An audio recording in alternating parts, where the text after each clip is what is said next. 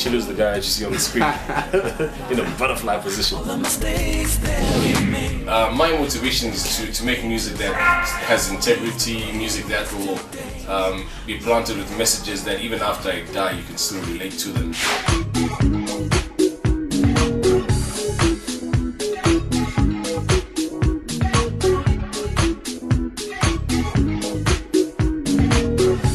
So I normally look at how rich the music can be in terms of content and everything else before I look at its commercial value.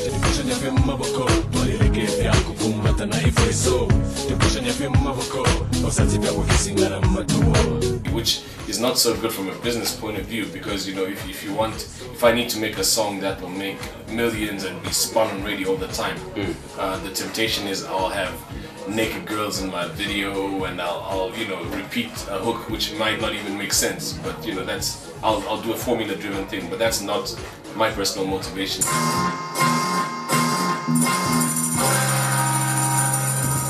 Hey, this is Chilu Lemba, aka the Sharpshooter, and you're watching Volume Tastemakers. Enjoy.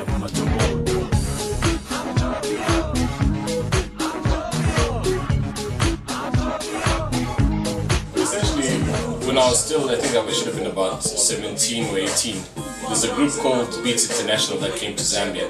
And the gentleman that was leading the group at the time, his name is Norman Cook, who later became famous as Fatboy Slim. But when the group was in Lusaka, we had a rap workshop with them, and they were saying the thing to do is to go towards the African route as opposed to the American route if you want to be unique.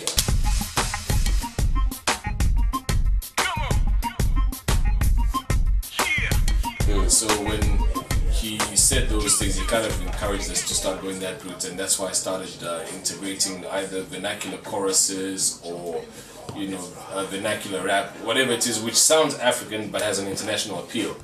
Journey came to Cairo, mountains like Mount Kilimanjaro. Yo, some areas are still remote, but it doesn't matter, bring your comfy clothes, and if you want to, I'm not essentially looking to have a huge club hit. That's, you know, that's for somebody else, maybe somebody that I interact with or whatever, but my role is pretty different. That's the way I see it. Who does your music speak to?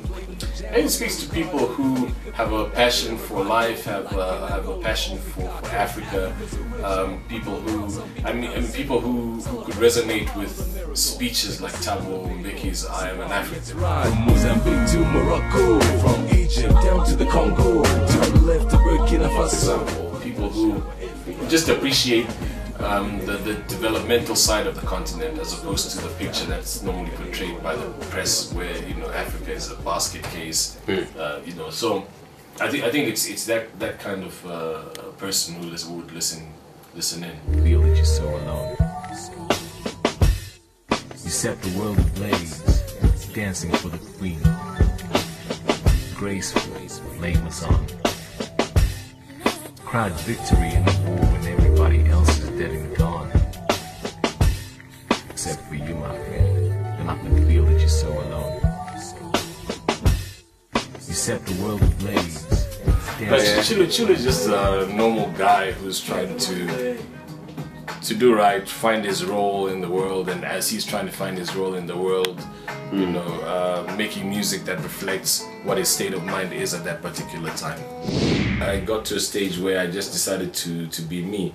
Prior to me calling myself Chilu Lemba, artistically I used to call myself Bongo. There's a word that kind of helps in terms of guiding what I do and the decisions that I make. The word is relevation. It's not a word that's in the dictionary or whatever, but there are 3 words in there which help to kind of define what I'm doing. So relevation, being relevant, elevation or inspiring, and what you do being a revelation of what you believe in.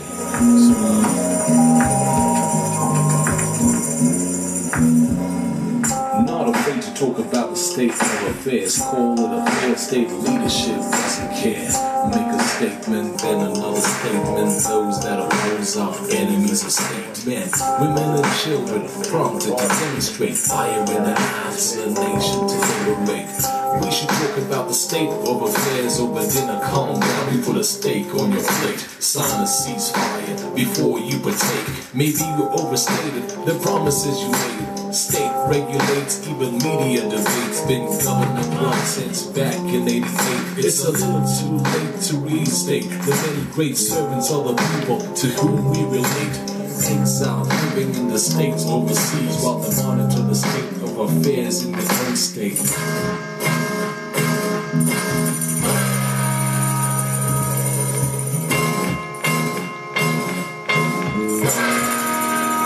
State of play.